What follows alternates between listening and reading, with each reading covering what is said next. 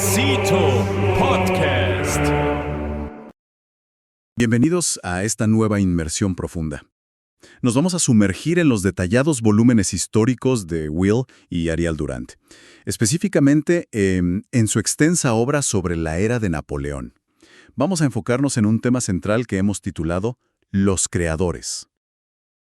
O sea, mientras Europa entera ardía en las llamas de la Revolución Francesa y las posteriores guerras napoleónicas, un grupo de mentes absolutamente brillantes estaba forjando obras inmortales.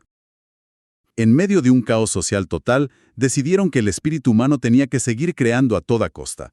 Porque la destrucción política a gran escala y la creación cultural más sublime, pues a menudo caminan de la mano a lo largo de la historia. Goethe y Napoleón se respetaban porque ambos operaban desde posiciones de dominio y autoridad.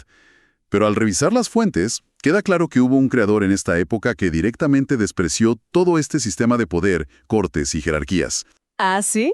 Alguien que los historiadores sugieren que es el núcleo emocional de este periodo. Alguien que bajo ninguna circunstancia se puede pasar por alto. Lo fascinante aquí es que hablamos, por supuesto, de Ludwig van Beethoven. Es el coloso solitario de la era. No se puede entender el espíritu del siglo XIX sin su figura. Su historia está marcada por un sufrimiento inicial desgarrador. Muy duro.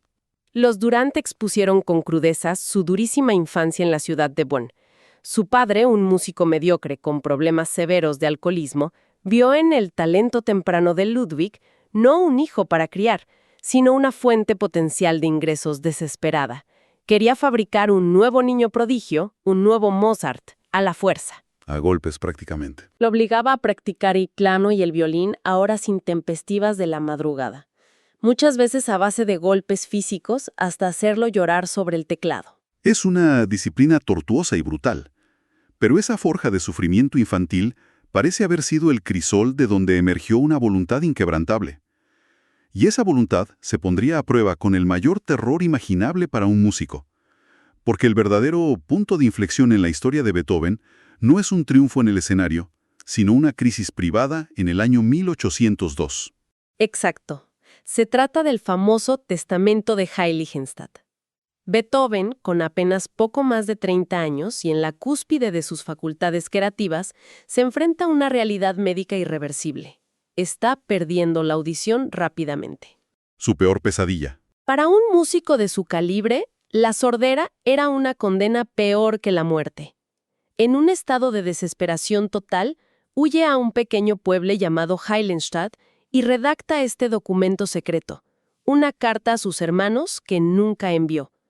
En el texto confiesa abiertamente sus pensamientos suicidas, el terror al ridículo público y la inmensa miseria de su aislamiento social repentino. Imaginar esa desesperación es sobrecogedor. Pero lo que define su genio no es la caída, sino la decisión que toma al final de esa carta. Precisamente. En el clímax de esa noche oscura del alma, Beethoven toma una decisión puramente estoica y monumental. Decide conscientemente seguir viviendo. A pesar de todo. No por la búsqueda de la fama, no por la esperanza de la felicidad personal que creía perdida para siempre, sino únicamente impulsado por el arte. Sentía que sería un crimen abandonar el mundo antes de haber sacado y plasmado toda la música que bullía dentro de su cabeza. Es el triunfo definitivo y absoluto de la voluntad creadora sobre la tragedia física y biológica. Y a partir de ese momento su música cambia radicalmente.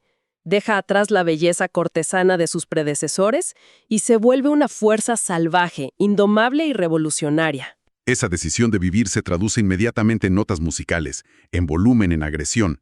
Y el mejor ejemplo de este nuevo Beethoven es la historia detrás de su tercera sinfonía, la monumental Heroica. El contexto político es clave aquí. Beethoven era un republicano ferviente que odiaba la tiranía, y originalmente había dedicado esta inmensa sinfonía a Napoleón Bonaparte.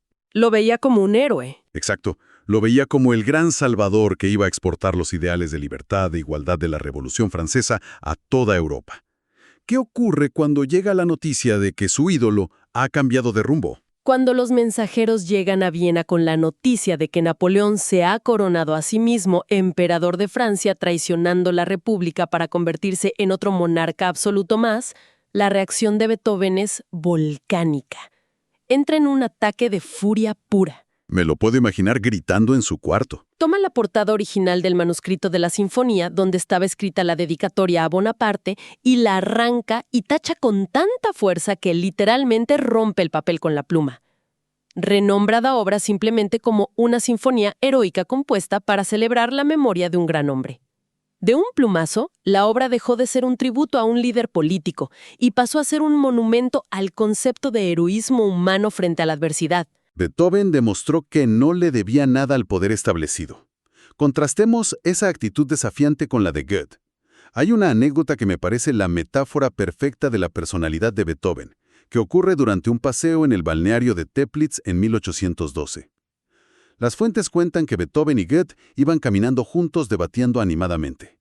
Eso es una de las escenas más simbólicas de la historia cultural europea. Mientras caminan por los senderos de Teplitz, vislumbran acercándose a un grupo de la más alta nobleza, miembros de la mismísima familia imperial austriaca con su séquito. Palabras mayores. Al verlos, Goethe, actuando como el cortesano educado y pragmático que era, se hace a un lado del camino, se quita el sombrero y hace una profunda y respetuosa reverencia para dejarlos pasar. ¿Y qué hace Beethoven? En lugar de apartarse, se cala el sombrero hasta los ojos para que no se le vuele, cruza los brazos firmemente a la espalda y sigue caminando con el ceño fruncido, directamente a través del centro del grupo de nobles. Sin importarles quiénes eran. Literalmente, obliga a los príncipes imperiales y duques a dar un paso atrás y apartarse para dejarle paso a él.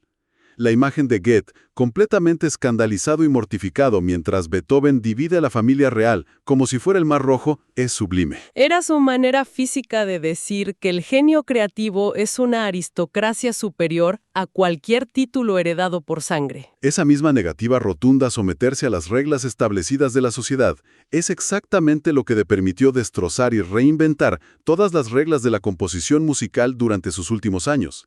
Entramos en la etapa final de su vida, donde ya estaba completamente sordo, viviendo en un aislamiento acústico total, en silencio total.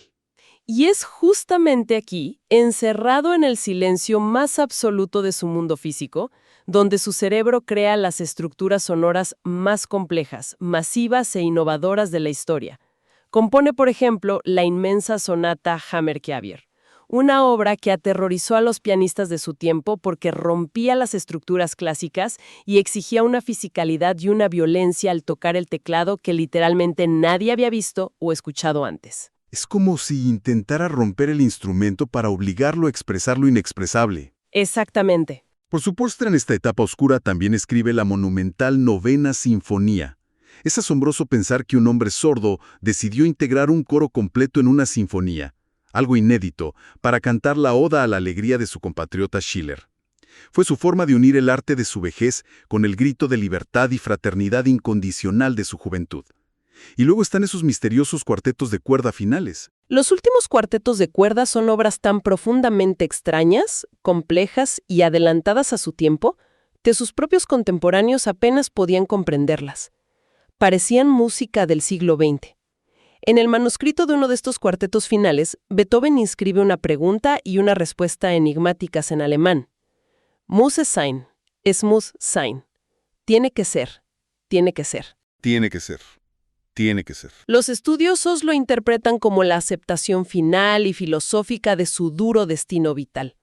Esa aceptación nos lleva inevitablemente al dramático y poético final de su vida en la primavera de 1827. El final de Beethoven parece directamente escrito por un guionista de Hollywood. Es verdad.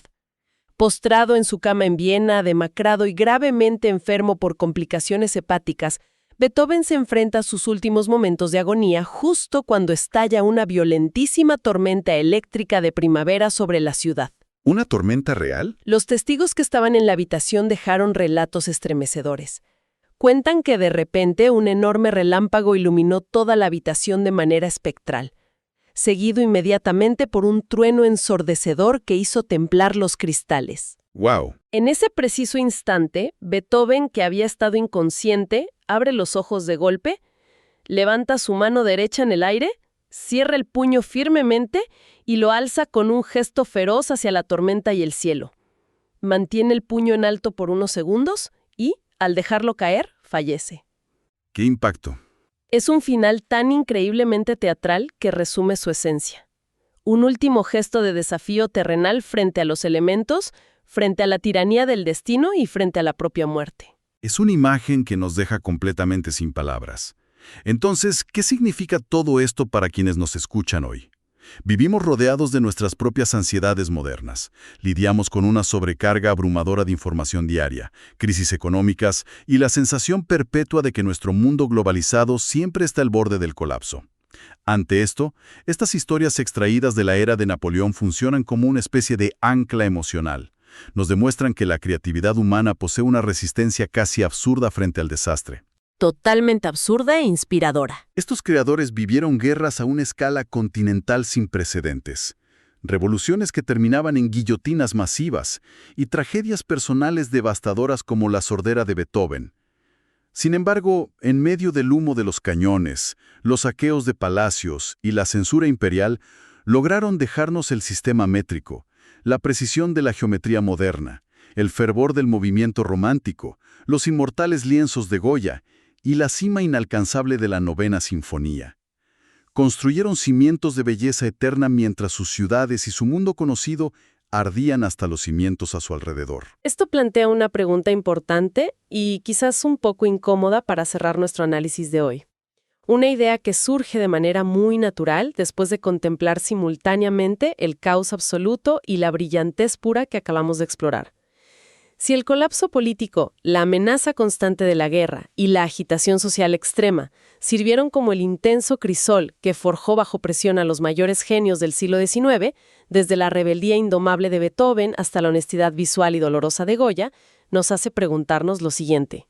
Adelante. ¿Es posible que la comodidad extrema, la seguridad tecnológica y la paz total a la que aspiramos en la actualidad, en realidad tengan el efecto de asfixiar nuestro potencial creativo más alto? Es una pregunta fuerte. ¿Acaso el espíritu de la humanidad, para poder verse forzado a superar sus propios límites y componer sus mejores obras y sinfonías, necesita secretamente estar rodeado por la furia de la tormenta?